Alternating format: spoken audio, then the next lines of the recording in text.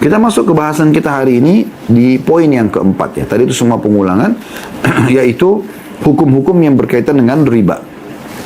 Ada poin A yang dijelaskan oleh Syekh Abu Bakar Jazair rahimahullah, harta yang berkaitan dengan riba. Kata beliau, itu judulnya ya. Beliau mengatakan, adapun harta yang berkaitan dengan riba sendiri ada 6 jenis, yaitu emas, perak, gandum, jawawut, kurma, dan garam.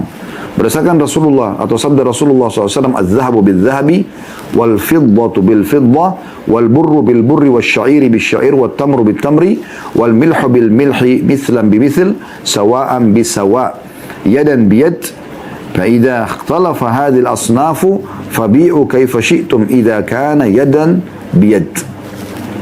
Artinya, jual beli emas dengan emas, perak dengan perak, gandum dengan gandum, jawawut dengan jawawut, ya, atau jenis gandum yang halus, ya.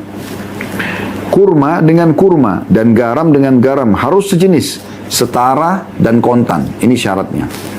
Harus sejenis, setara dan kontan. Jika jenis-jenis barang tersebut berbeda, maka kamu boleh menjualnya menurut kehendakmu jika dilakukan dengan kontan. Hadis ini riwayat Muslim nomor 1587. Apa maknanya teman-teman sekalian? Harus produknya sama dengan produk dijual. Ya. Sampai pernah Bilal radhiyallahu anhu membawa kurma yang sangat bagus ke hadapan Nabi SAW. Nabi SAW tanya, dari mana ini hai Bilal? Bilal mengatakan, ya Rasulullah, saya punya kurma-kurma yang buruk, lalu saya tukar dengan kurma yang bagus. Ini. Maka Nabi SAW menegurnya, mengatakan, itu yang riba. Gitu. Bayangkan seperti ini kata Nabi SAW, riba. Gitu. Maka berkatalah pada saat itu Nabi SAW, harusnya kau jual dulu kurmamu yang buruk itu, berapa nilainya, nah itu baru kemudian kamu pakai untuk, ya, untuk beli kurma yang bagus ini, seperti itu, ya. Para ulama di sini katakan para ulama dari kalangan sahabat tabi'in dan sejumlah imam rahimahumullah telah mengkiaskan kepada 6 jenis barang di atas dari jenis makna, ya, dan sebab dari jenis-jenis harta yang dapat ditakar, ditimbang, dimakan atau disimpan adalah semua biji-bijian, minyak, madu, serta daging. Dalam masalah ini Sa'id bin Musayyib rahimahullah berkata, tidak akan terjadi riba kecuali dalam harta yang dapat ditakar dan ditimbang dari jenis harta yang dapat dimakan atau diminum. Ya. Jadi artinya di sini ada penarikan hukum, ya, kepada selain daripada jenis-jenis ini.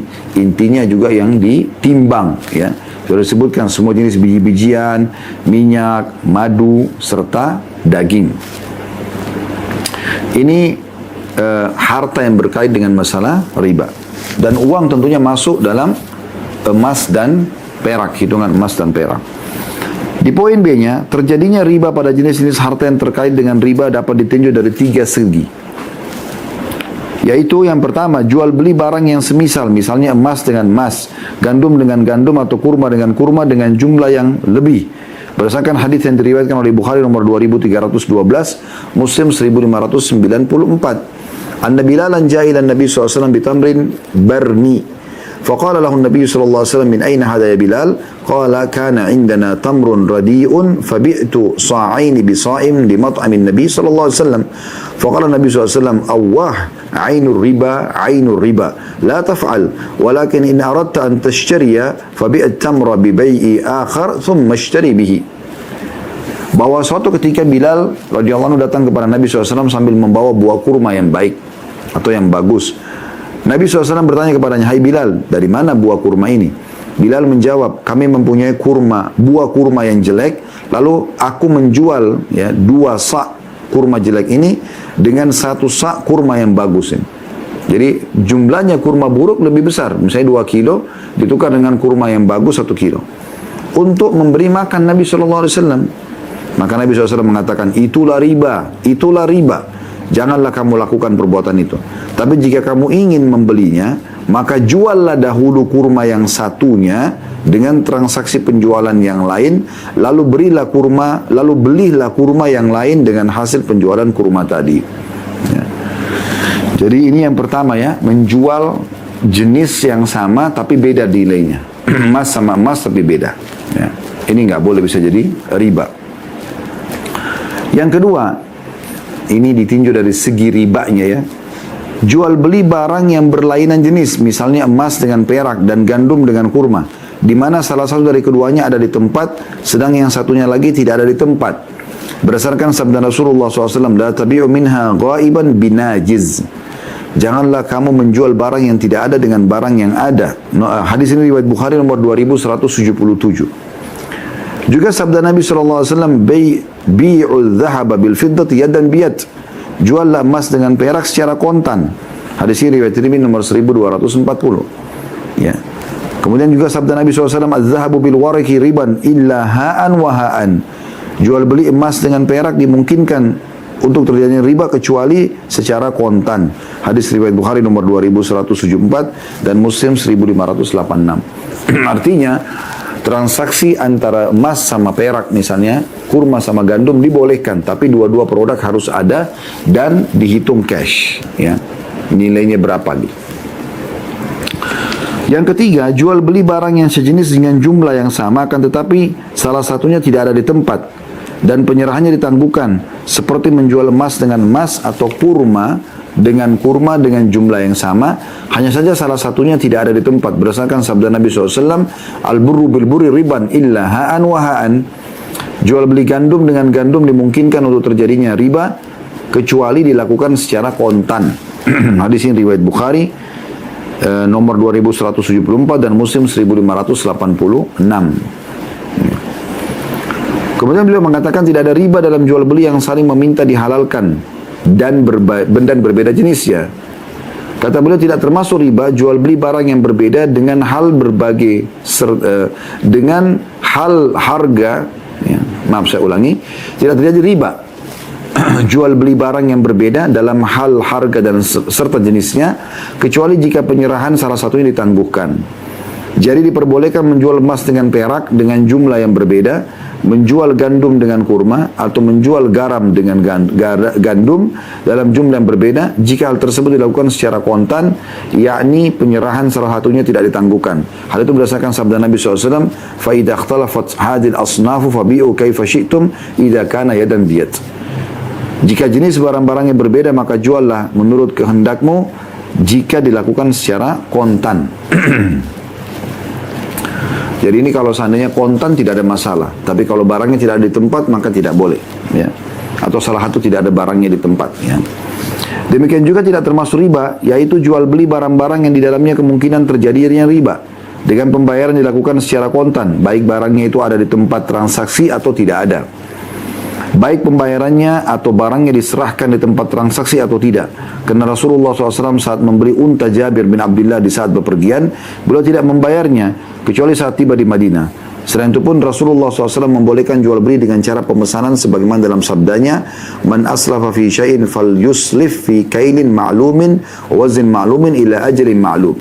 Barang siapa yang memesan sesuatu barang, maka ia harus memesannya dalam takaran dan timbangan yang diketahui hingga batas waktu tertentu.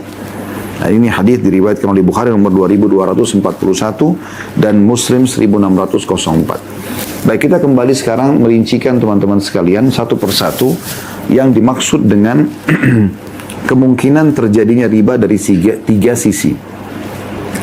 Jadi yang pertama saya ulangi lagi, ya. Jual beli barang yang sejenis, misalnya emas dengan emas, gandum dengan gandum, kurma dengan kurma, dengan jumlah yang lebih. Emasnya 10 gram ditukar dengan emas lain 9 gram, ini nggak boleh.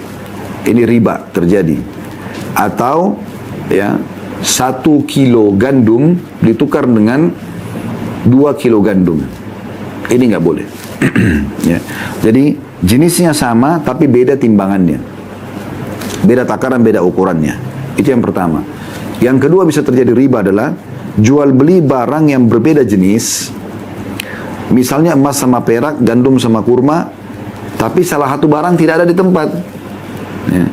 Kita bawa emasnya tapi peraknya lagi nggak ada, kita bawa kurmanya tapi gandumnya tidak ada, makanya tidak dibolehkan. Jadi jenis ini harus ada di tempat, barangnya ada di depan mata, dicek baru kemudian boleh gitu. Ini juga ada bab sendiri dalam jual beli, ya. Teman-teman sekalian dianjurkan kalau membeli produk mengeceknya. Itu memang bagian daripada syariat Nabi SAW. Jadi jangan sampai kita cuma mulamasa saja, cuma menyentuh saja. ya, tanpa mengetahui isinya seperti apa. Ini sudah pernah kita singgung dan tentu insya Allah sudah secara umum bisa difahami tentang larangan ini. Jadi tidak boleh. Kayak misalnya orang beli kucing dalam karung, disilakan begitu ya. Tidak pernah tahu isinya seperti apa. Jadi kalau beli produk baiknya ya dilihat, dicek. Karena Nabi SAW mengatakan al-bay'an bil khiyar malam yatafarraqa. Dua orang yang transaksi masih dalam khiyar, boleh melanjutkan transaksi atau membatalkan selama belum berpisah. Ya. Kalau masih satu lokasi, satu tempat. Tapi kalau sudah berpisah, maka sudah lain ini. Ya. Berarti tidak bisa lagi Anda tuntut orang setelah Anda keluar dari showroomnya, dari tokonya, dari supermarketnya. Dari awal Anda sudah ngecek itu. Ya. Seperti kasus Umar bin Khattab lalu pernah beli kuda dari seseorang, kemudian Umar bin Khattab cek semua kuda itu bagus, nggak ada masalah, cocok harga bayar. Lalu Umar bin Khattab tunggangi kuda itu, baru beberapa langkah berjalan kuda itu pincang. Lalu Umar panggil orang itu. Umar bin Khattab mengatakan, kesinilah, ambil kudamu cacat. Kata orang tersebut, wahai Amir Mu'minin. Waktu itu Umar bin Khattab jadi raja ya. Bagaimana adilnya Islam sampai satu masyarakat biasa bisa ya memprotes pemimpinnya dalam tanda kutip sini tentang hal yang dituduhkan padanya. Maka dikatakan Umar mengatakan, ambillah kudamu ini. Dia bilang, ya Amir Mu'minin, tadi waktu Anda beli, Anda sudah cek semuanya, tidak ada masalah. Sekarang Anda sudah pakai, walaupun baru beberapa langkah ada cacat, itu bukan kesalahan saya. Maka Umar mengatakan, kalau gitu harus ada hakim di antara kita. Lewatlah Shuraih Al-Qadhi. Shuraih Al-Qadhi ini salah satu simbol keadilan dalam Islam. 60 tahun dia menjadi hakim ya di 5 masa kepemimpinan, di masa Umar bin Khattab, Utsman bin Affan, Ali bin Abi Thalib, Muawiyah bin Abi Sufyan, dan Yazid bin Muawiyah. Jadi semua ini dia menjadi hakim karena adilnya 60 tahun. Maka Shuraih lewat itu belum jadi hakim. Dan ini sebabnya kenapa dia ditunjuk menjadi hakim oleh Umar bin Khattab pada saat itu. Maka lewat Shuraih Al-Qadhi kata Umar, ini ada Shuraih, bagaimana menurutmu? Karena dikenal Shuraih orang yang adil, kata orang tersebut, tentu saja saya setuju, nggak ada masalah. Lalu disampaikanlah kepada Shuraih, ini kejadian seperti ini, bagaimana menurut kamu? Kata Shuraih setelah mendengarkan semua, kata Shuraih, ya Amir Mu'minin, kalau Anda mau kuda ini dikembalikan pada orang ini, ya maka kembalikanlah sebagaimana Anda beli. Anda sudah berpisah sekarang. Kalau Anda mau dikembalikan, kembalikan seperti tadi, tidak cacat. Kalau sekarang cacat itu bukan kesalahan dia karena sudah transaksi. Nah, ini poin penting. Baik, ada pengecualian di situ. Kecuali misalnya seperti beberapa toko ya yang mengatakan barang ini boleh dibawa ya sampai 3 hari misalnya. Kalau ada yang rusak boleh dikembalikan. Maka ini ada syarat, ini lain lagi. Kalau ada seperti ini Anda sudah sepakat dengan pemilik toko, nggak ada masalah. Tapi ingat, Allah Maha mengawasi. Jangan sampai Anda pulang ke rumah, barang itu Anda sudah coba tes bagus, ternyata memang sengaja dirusak oleh anak Anda, istri Anda atau suami Anda, lalu Anda mengatakan, oh masih ada garansinya 3 hari nih, dibawa pulang ke sana, dikatakan bahwasanya ini rusak. Padahal sebenarnya awalnya tidak rusak, ini nggak boleh. Allah SWT punya cara menghukum setiap orang, saudaraku sekalian. Hati-hati, bahkan kepada hal-hal yang kecil. Seorang mukmin harus jeli dan peka sekali dalam ya melakukan apapun kegiatan, karena semua akan dihisap oleh Allah SWT. Seorang salafus saleh pernah meninggal dunia, kemudian muridnya mimpi, dia datang dalam mimpinya. Dan ini tidak bisa direkayasa tentunya ya. Maka pada saat itu muridnya bertanya, dalam mimpi tidak bisa diatur pertanyaannya. Dia cuma mengatakan, bagaimana Allah sekarang ya, bagaimana keadaan Anda sekarang? Maka kata gurunya, Allah telah memaafkan saya. Hanya saja Allah menanyakan kepada saya segala sesuatunya ya. Sampai Allah menanyakan ya, Allah menanyakan kepada saya, kenapa pernah saya katakan ya, atau Allah sampai menanyakan kenapa saya pernah berkata kenapa hujan ini turun. Begitu saja sudah cukup Allah hisab dia. Apalagi masalah-masalah yang lebih besar. Jadi harus lebih hati-hati dalam masalah-masalah seperti ini ya. Jadi itu jenis transaksi yang kedua ya, harus barangnya hadir dua-duanya, kalaupun berbeda jenis ya. Kemudian yang ketiga, barang yang sejenis dengan jumlah yang sama, akan tapi salahnya tidak di tempat ya. Kalau yang pertama tadi barang sejenis tapi ya dua-duanya ada di tempat, cuma jumlahnya lebih. Kalau yang ketiga ini adalah barang sejenis Tapi salah satunya tidak ada di tempat. Emas saya pegang, saya mau tukar dengan emas teman saya, tapi emasnya dia lagi ada di Dubai misalnya. Nah ini tidak bisa. Harus barang itu dua-duanya ada. Ini yang disebutkan tadi dalam poin yang ketiga. Jadi 3 jenis kurang lebih atau 3 sisi bisanya terjadi ya transaksi riba itu sendiri. Kemudian kita masuk ke poin C-nya, tidak ada riba dalam jual beli yang saling meminta dihalalkan. Halalkan. Kalau ada orang menghalalkan beda, tapi kalau bukan dengan kehalalan seseorang yang melepas produknya maka tidak boleh, bisa masuk dalam riba ya. Kata beliau tidak termasuk riba jual beli barang yang berbeda dalam hal harga serta jenisnya, kecuali jika penyerahan salah satu ditangguhkan. Ya. Jadi diperbolehkan menjual emas dengan perak dengan jumlah yang berbeda, menjual gandum dengan kurma, atau menjual garam dengan gandum dalam jumlah yang berbeda, jika hal tersebut dilakukan secara kontan dan dua-dua pihak setuju, nggak ada masalah, gitu kan. Yakni penyerahan salah satunya tidak ditangguhkan. Hal itu berdasarkan sabda Nabi SAW, فَإِذَا اخْتَلَفَتْ هَذِهِ الْأَصْنَافُ فَبِيعُوا كَيْفَ شِئْتُمْ إِذَا كَانَ يَدًا بِيَدٍ. Kalau berbeda jenis, emas sama perak, gandum sama kurma, garam sama gandum misalnya, kalau berbeda ini, maka juallah menurut kehendak kalian jika dilakukan secara kontan. Dinilai berapa secara kontan, gitu kan. Atau ada produk semuanya.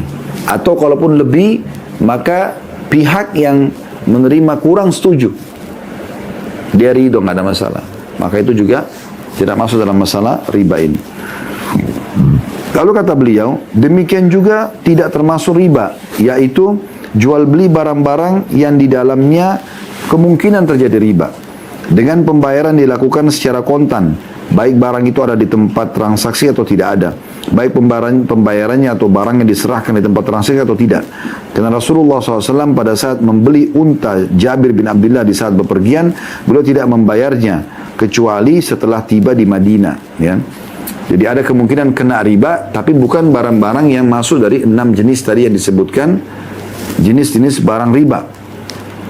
Contohnya Nabi SAW pernah beli kuda, kemudian beliau pakai safar, belum dibayar, gitu kan? Baru saat Nabi SAW ya pulang baru beliau bayar. Lalu beliau juga mengingatkan dalam sabdanya, "Man aslafa fi syai'in falyusrif fi kailin ma'lumin wa waznin ma'lumin ila ajalin ma'lum." Barang siapa yang memesan sesuatu, maka ia harus memesannya dalam takaran dan timbangan yang diketahui hingga batas waktu tertentu. Hingga batas waktu tertentu. Ini hadis sudah kita sebutkan riwayat Bukhari Muslim ya. Tetapi dalam jual beli, cara salam atau pemesanan, pembayarannya didahulukan. Sedangkan penyerahan barangnya dapat ditangguhkan hingga batas waktu yang cukup lama. Ya, kalau misalnya ada seseorang pesan barang, dia mau taruh uang dulu nggak ada masalah. Ya, itu dibolehkan. Itu dibolehkan ya. Tapi di sini harus jelas waktunya, produknya. Dan ingat teman-teman sekalian, barang yang Anda transaksikan harus betul-betul ada secara fisik. Ya. Dan tidak ada istilah hangus uang yang sudah dibayarkan. Tidak ada produk yang Anda kembalikan. Dan ini juga perlu digarisbawahi, kalau Anda tidak punya produknya, maka jangan Anda memajang di medsos Anda, ini produk saya ada, padahal tidak ada. Anda beli mungkin 4-5 produk itu, Anda pajang, gitu kan? Lalu Anda jual, laku dan terjual. Kemudian Anda orderan lagi, Anda mengatakan baik, stoknya sudah habis, saya akan pesankan. Tidak usah takut kehilangan rezeki, Allah sudah tentukan. Kalau ada produknya datang, baru kemudian Anda berikan kepada orang tersebut. Anda berikan kepada orang tersebut. Itu di poin C-nya tentang ada beberapa jenis produk atau cara yang tidak riba. Yang pertama, keridhaan kedua belah pihak walaupun berbeda jenis dan beda timbangan atau takaran. Ya. Demikian juga boleh transaksi tidak termasuk riba jatuh tempo. Ya. Atau ambil barang sudah sepakat sama-sama ridho. Kayak tadi Nabi SAW beli untanya Jabir. Ya. Lalu beliau pakai safar, belum dibayar. Pulang safar baru beliau bayar. Maka ini juga dibolehkan. Tapi harus ada keridhaan dari pemilik produk di sini, ya. Dan di sini Anda kalau sudah pakai berarti Anda sudah transaksi jual beli, cuma Anda tunda pembayarannya. Di poin D-nya, jenis-jenis barang yang berkaitan dengan riba. Harta yang berkaitan dengan riba terdiri dari beberapa jenis. Mayoritas sahabat dan para imam telah menuturkan sebagai berikut, yaitu emas, ya, perak, gandum, jewawut, ya, semua jenis kurma, semua jenis biji-bijian atau kacang-kacangan, ya, di antaranya kacang full atau kedelai, mohon maaf ya, kedelai, kacang hummus, ya, ini mirip juga dengan kacang bagian daripada jenis kacang-kacang Arab, ya, beras, jagung, minyak, madu dan semua jenis daging, termasuk dalamnya daging unta, daging sapi, daging kambing, dan semua jenis daging burung, dan semua jenis daging ikan. Ini bisa masuk dalam masalah riba, ya.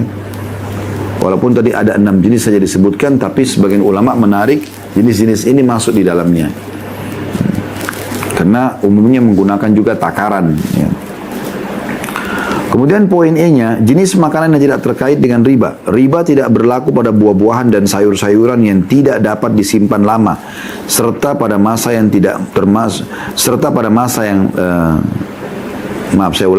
riba tidak berlaku pada buah-buahan dan sayur-sayuran yang tidak dapat disimpan lama, serta pada masa lalu tidak termasuk, ya.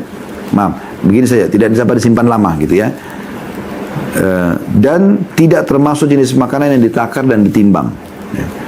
Selain itu, tidak termasuk makanan pokok sebagaimana layaknya biji-bijian, buah kurma, daging, berdasarkan keterangan dalam hadis yang sahih yang diriwayatkan dari Rasulullah SAW dalam hal tersebut.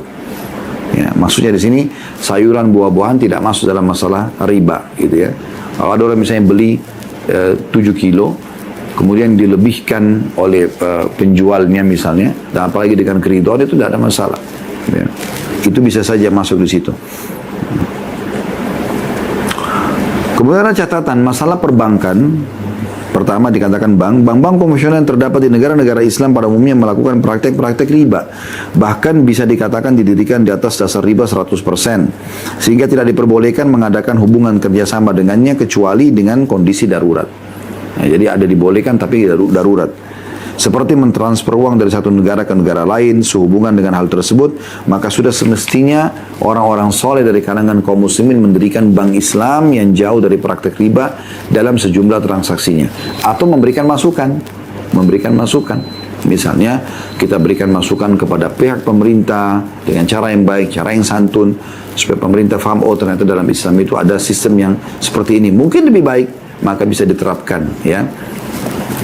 Adapun langkah-langkah pendekatan untuk mendirikan bank Islam yang dimaksud adalah hendaklah para tokoh muslim di suatu negara berkumpul dan sepakat untuk mendirikan sebuah lembaga yang dapat disebut dengan tanda kutip tabungan jamaah, atau kalau kita sekarang sudah ada bank syariah, ya. Dengan memilih orang yang pintar dan kompeten di antara mereka dalam bidang itu yang akan memimpin dan menjalankan roda lembaga tersebut. Tugas lembaga tersebut dapat digambarkan sebagai berikut. Yang pertama, menerima sejumlah simpanan atau tabungan tanpa imbalan atau gratis. Nah, ini baru dikatakan syariah, gitu kan. Kemudian yang kedua, meminjamkan sejumlah uang kepada kaum muslimin yang besarnya disesuaikan dengan pendapatan mereka tanpa bunga. Nah, ini tanpa-tampanya nih jadi garis bawah, ya. Yang ketiga, bekerja sama atau berinvestasi dalam bidang pertanian, perdagangan, rekonstruksi bangunan, perindustrian, sehingga tabungan tersebut diinvestasikan dalam sejumlah usaha yang mendatangkan keuntungan pada tabungan tersebut. Kemudian yang keempat, membangun pentransferan untuk kaum muslimin dari satu negara ke negara yang lain tanpa dipungut biaya jika ia memiliki cabang di negara tersebut, atau yang dimaksud, memudahkan transfer. Yang kelima, setiap awal tahun tabungan dihitung dan keuntungan yang diperoleh dibagikan kepada para pemilik saham sesuai dengan jumlah saham yang dimiliki. Jadi sederhana begitu saja tentang Islam. Jadi yang pertama, ya, menyimpan uang umat tanpa ada imbalan. Kan sekarang kita kalau nabung biasanya tiba-tiba sudah ada tambahannya akhir bulan. Ya, ini tambahannya dari mana nih? Sementara saya cuma taruh uang 100 juta, kok bisa jadi 105 juta misalnya? Apa alasannya? Dari mana nih? Kecuali dari awal akad kita investasi. Saya tahu 100 juta, saya akan investasi. Dan hitungannya, keuntungannya adalah persentase. Bukan flat, langsung 100 juta dapat 5 juta. Itu bisa jadi riba, nggak boleh. Caranya gimana? Persentase. Jadi misalnya 100 juta ini dimasukkanlah ke dalam uang-uang yang ada yang diputar.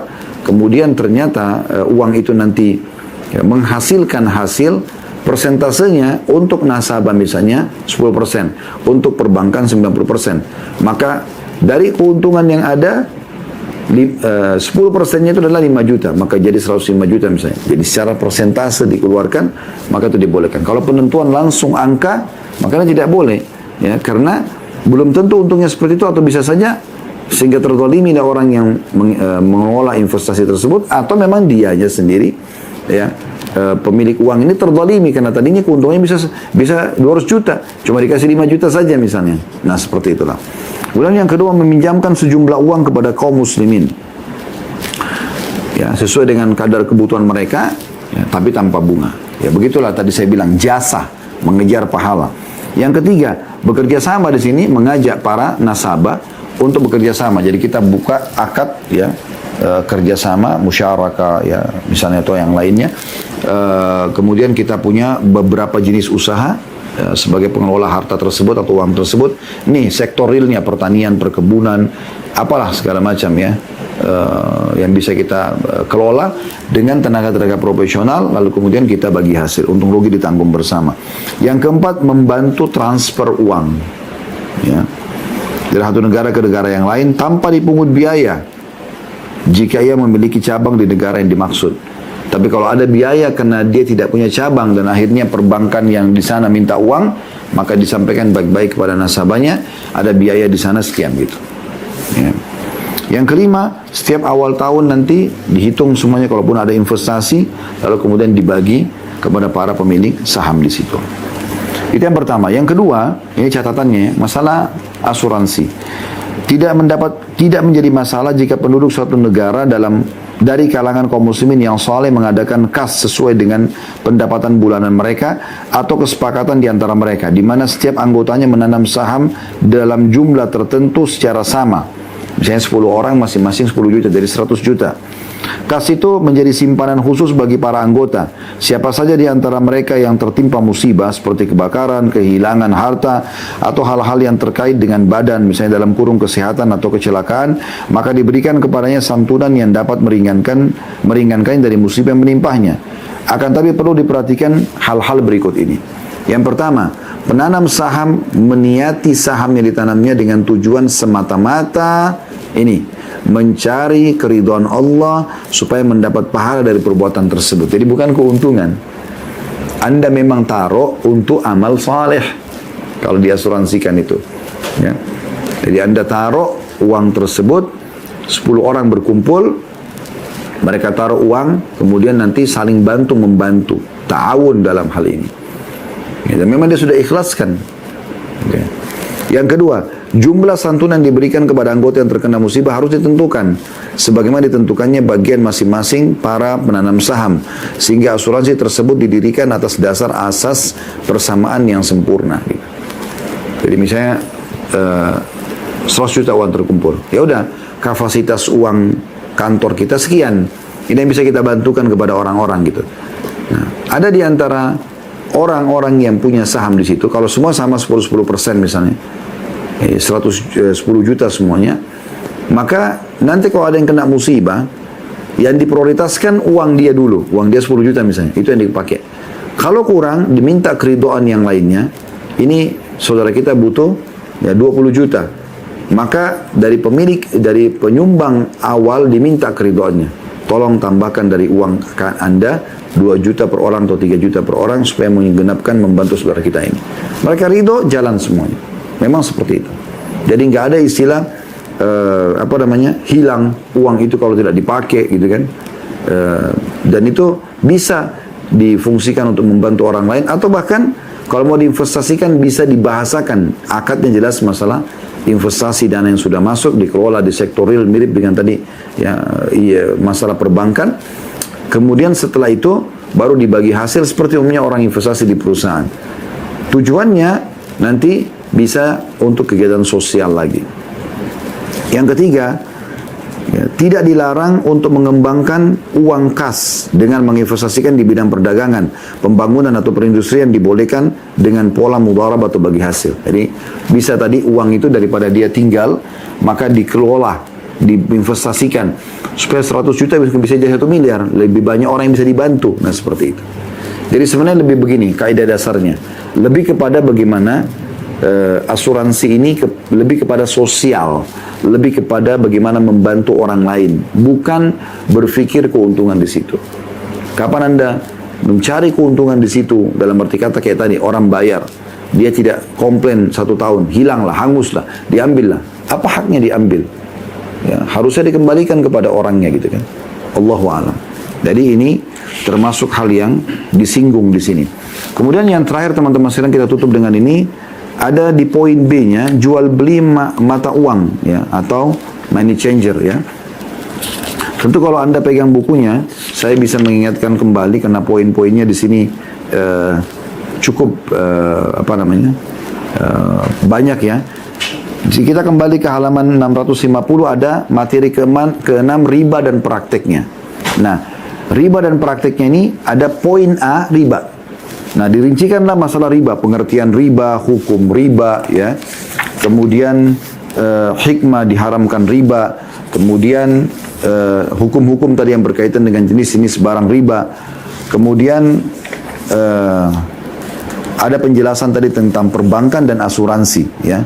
Itu di poin A, semua berhubungan dengan masalah riba. Sekarang ada poin B, masih di materi 6 tadi ya.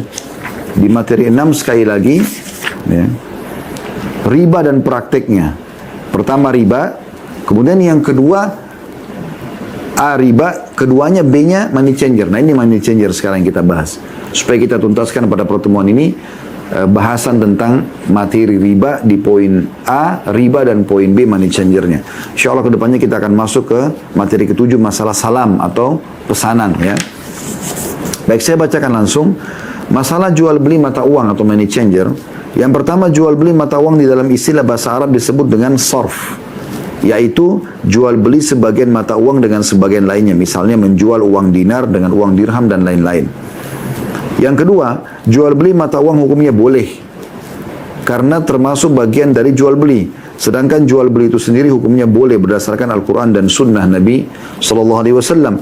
Di mana Allah SWT berfirman dalam surah Al-Baqarah ayat 275, wa ahallallahu al-bay'ah, dan Allah menghalalkan transaksi jual beli. Juga sabda Nabi SAW, bi'u dhahaba bil fiddati kaifa syi'tum yadan biyad.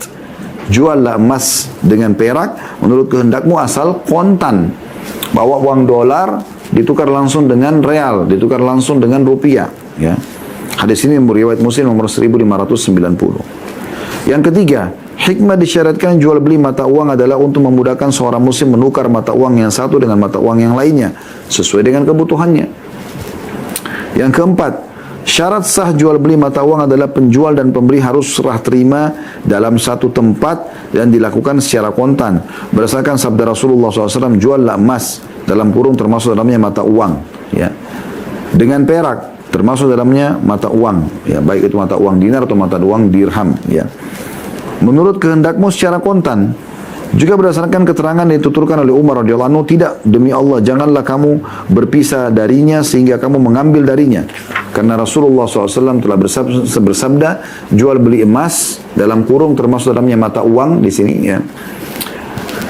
Mata uang dinar, jual beli emas dalam kurung termasuk mata uang dinar dengan perak termasuk dalamnya mata uang dirham, dimungkinkan terjadinya riba kecuali dilakukan secara kontan. Umar radhiyallahu anhu mengatakan hal itu kepada Talha bin Ubaidillah radhiyallahu anhu saat Malik bin Aus bermaksud menukarkan uang kepadanya. Maka Talha mengambil dahulu uang dinar darinya, seraya Malik berkata kepadanya, tunggu hingga pengawalku datang dari hutan. Ketika itu Talha memberikan jumlah uang dirham kepadanya. Jadi disuruh Umar bin Khattab suruh tunggu Talha agar jangan ya memberikan dulu sampai Malik membawa. Talha punya dinar, ya. Malik punya dirham. Talha mau kasih dinarnya, emasnya. Talha mengatakan tunggu dulu, ya, diambil dulu itu uang dinar, tunggu dulu sampai pegawaiku datang baru saya kasih kamu dirhamnya. Kata Umar tidak bisa, sampai dia datangkan dirhamnya baru kemudian kontan tukar di tempat, maka itu boleh. Nah, ini yang dimaksudkan dalam masalah ini tentunya. Kemudian ada poin yang kelima yang beliau jelaskan. Tentu dalam masalah money changer ini tadi ada apa itu definisi money changer, ya. Di poin 1, poin 2 tadi hukum tentang bolehnya jual beli mata uang. Yang ketiga, hikmah disyariatkannya. Yang keempat, sah jual beli, ya, kalau ada di satu tempat, ya. Dan yang kelima, yang terakhir dan kita tutup dengan ini, yaitu sejumlah ketentuan hukum yang berkenaan dengan jual beli mata uang. Ini perlu digarisbawahi bagi semua teman-teman yang punya money changer. Poin A-nya, boleh tukar menukar uang emas dengan uang emas dan uang perak dengan uang perak dalam kurung atau mata uang lainnya jika dilakukan dengan jumlah yang sama, sehingga jumlah yang satunya tidak dilebihkan dari jumlah yang satunya lagi. Hal tersebut berdasarkan sabda Rasulullah SAW, la tabi'u dhahaba bil dhahabi illa mithlan bimithl, wa la tushiffu ba'daha ala ba'd, wa la tabi'u al-wariqa bil wariqi illa mithlan bimithl, wa la tushiffu ba'daha ala ba'd, wa la tabi'u minha ghaiban binajiz. Janganlah kamu menjual emas dengan emas, termasuk dalamnya, ya, uang emas, kecuali jumlahnya sama. Serta janganlah kamu menangguhkan sebagiannya atas sebagian lainnya. Janganlah kamu menjual perak dengan perak, termasuk dalamnya adalah mata uang perak, kecuali jumlahnya sama. Serta janganlah kamu menangguhkan sebagiannya atas sebagian lainnya. Ya, janganlah kamu menjual dari keduanya antara yang tidak ada di tempat transaksi dengan yang ada di tempat. Hadis ini riwayat Bukhari nomor 2177 dan Muslim 1584. Ya, artinya di sini harus barangnya ada di tempat, ya, atau transaksi jelas, ya, secara kontan di sini selesai. Kalau tidak, maka penangguhan salah satunya bisa masuk dalam bab riba. Selain itu juga harus diserah terimakan dalam satu majelis, ya. Berdasarkan sabda Nabi SAW, az-zahabu bil-zahabi riban illa ha'an wa ha'an wa fiddatu bil-fiddati riban illa ha'an wa ha'an. Menjual emas dengan emas dimungkinkan terjadi riba kecuali dilakukan secara kontan. Dan menjual perak dengan perak dimungkinkan terjadinya riba kecuali dilakukan secara kontan. Hadis riwayat Bukhari nomor 2134. Ini poin A, ya, di poin nomor 5 tadi. Sejumlah ketentuan hukum yang berkenaan dengan jual beli. Yang harus diperhatikan yang pertama, yaitu boleh tukar emas dengan emas, perak sama perak, termasuk di sini mata uang emas ataupun mata uang perak jika dilakukan dengan jumlah yang sama. Di poin B-nya, jadi kalau misalnya dolar dengan dolar harus sama, rupiah sama rupiah harus sama, itu intinya. Di poin B-nya, dalam jual beli mata uang diperbolehkan melebihkan salah satunya jika jenisnya berbeda. Dolar sama rupiah, dolar sama real. Misalnya, menjual uang emas dengan uang perak jika dilakukan dalam satu majelis berdasarkan sabda Rasulullah SAW, idza ikhtalafat hadil asya'u fabi'u kaifa syi'tum idza kana yadan biyad. Jika barang-barang itu berbeda, maka juallah menurut kehendakmu jika dilakukan secara kontan.